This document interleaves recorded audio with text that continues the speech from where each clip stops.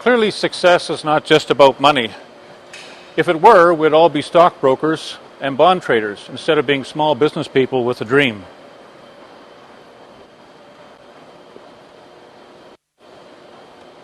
When you are thinking about success as a small business person, it's important to take a holistic view and to consider the different spheres that make up your life: play, work, relationships, physical, mental, and spiritual well-being. To pay attention to each of these areas is to have a life in balance. Running a small business is demanding, and it's all too easy to let some parts of our life slip out of focus.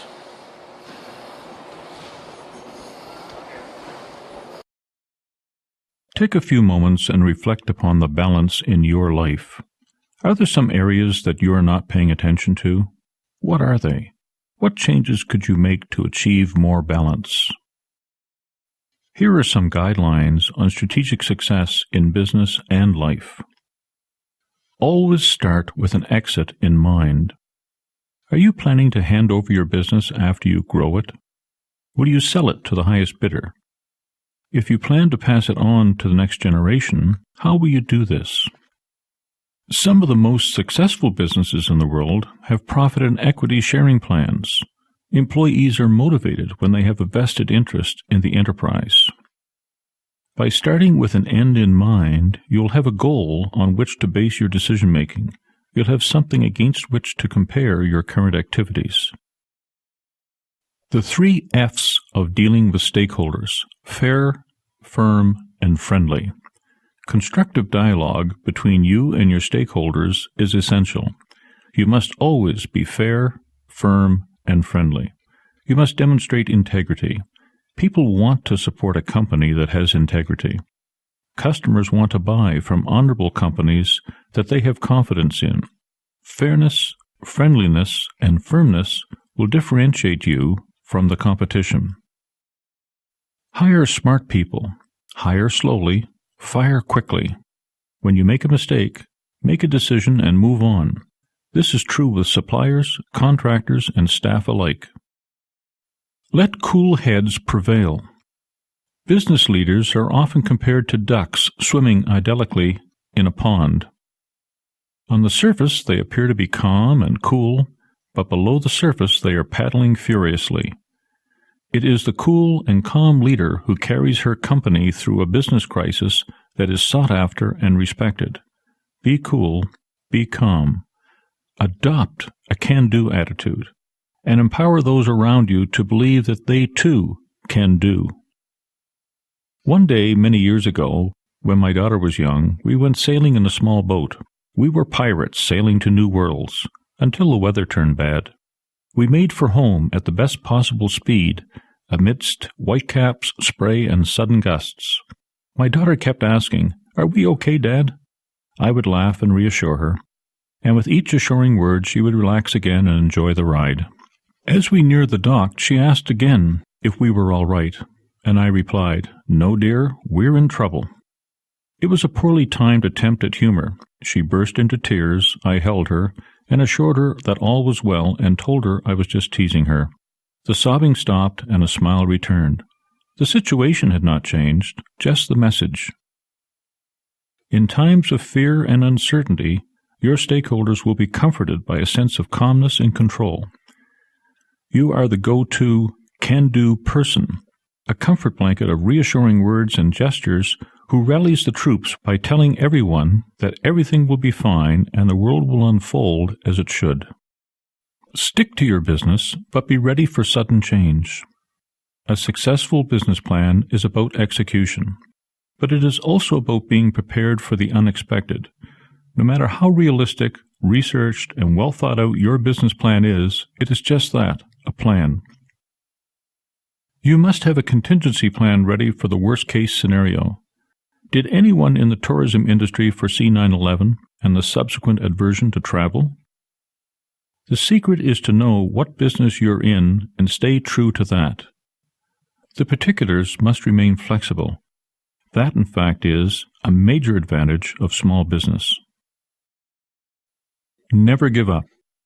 During a recent visit to San Francisco, I spent an evening with 8 high-tech CEOs, and we review what went wrong with their businesses as a result of the dot-com industry collapse.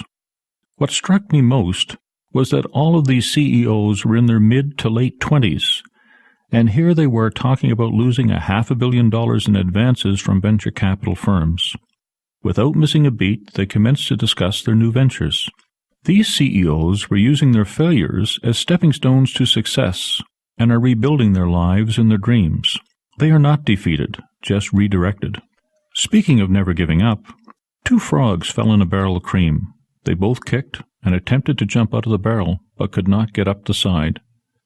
Soon, exhaustion set in, and one frog said to the other, "Ribbit, ribbit, I can't go on." He then slipped below the surface and into the creamy depths below. The surviving frog kicked and kicked and kicked. The more she kicked, the more the cream turned to butter, thereby enabling the surviving frog to jump out of the barrel of butter. Abdicate versus Delegate. You can get anything you want if you help enough other people get what they want. Avoid the Sandbox syndrome. Leaders have a tendency to fall back on earlier mental models, old values, and disciplines. As a result, they micromanage in these aspects of the firms with which they are most comfortable, while ignoring the other pressing areas and issues. For example, a marketing manager turned entrepreneur may be more comfortable focusing on promotional aspects of the firm rather than on finance. Use your company mission statement as a touchstone. The mission statement is an organization's most tangible measure of effectiveness. Make sure that your stated objectives meet the SMART test. Every member of your firm should clearly understand the objectives. Objectives must be specific, measurable, attainable, realistic, and time-dated. In addition, make sure you have allocated the appropriate level of resources to ensure objectives undertaken can be obtained. More on the SMART test is included in the reference materials at the front end of this CD. Take care of yourself. Develop quality, supportive relationships. Without the support of your spouse, significant other, coach, family, mentors, or friends, the road to entrepreneurial success can be lonely and a challenging journey. Eat healthy and go to the gym. A balanced life is crucial to your business success. Develop a variety of interests and hobbies. You'll be a far more interesting person. Having a range of interests will also help you keep things in perspective and maintain the right vision.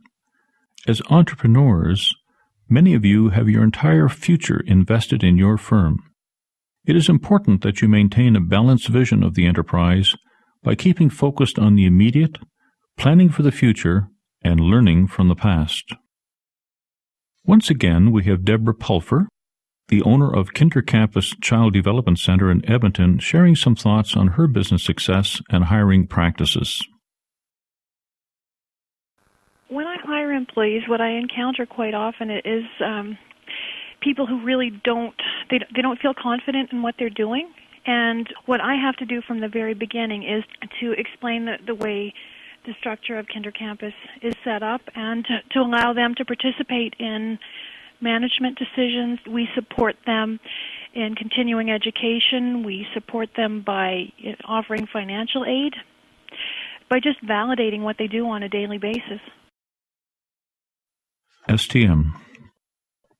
In one sentence, state your exit plan. Next, reflect on the Sandbox syndrome. Are there areas within your firm neglected because you prefer to focus your efforts on those areas where you're comfortable and do well? Make a note of the remedial action you intend to take to restore a balanced approach to management of